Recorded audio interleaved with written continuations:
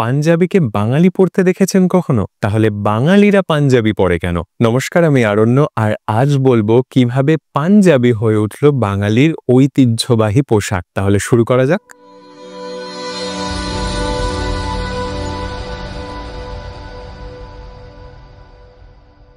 ঐতিহাসিকভাবে পাঞ্জাবি কিন্তু বাঙালির নিজস্ব পোশাকই নয়। প্রাচীনকালে বাঙালির পোশাক তৈরি হতো এক কাপড়ে।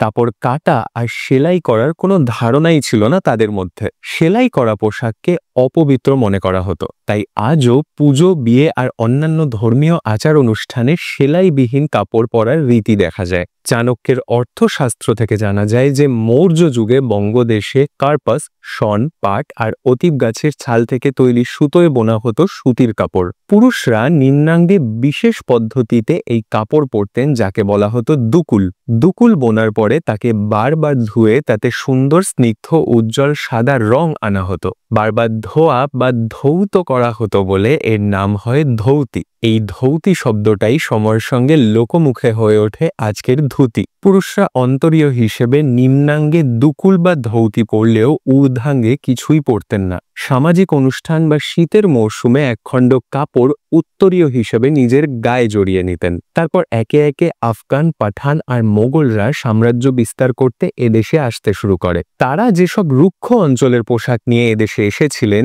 ভারতে এসে তার পরিবর্তন করেননি। তখনই প্রথমবার ফতুয়া, সালোয়ার কামিজ, কুর্তা আর আলখাল্লা জাতীয় পোশাকের সঙ্গে ভারতীয়দের পরিচয় হয়। এর মধ্যে সবথেকে বেশি প্রচলিত ছিল মোলায়েম সাদা রঙের লম্বা ফতুয়া। প্রথম দিকে বঙ্গদেশে এই পোশাক গ্রহণ করা হয়নি। 1500 শতক থেকে অভিজাত বাঙালিরা বাদশাহের দরবারে ফতুয়া পরা শুরু করেন।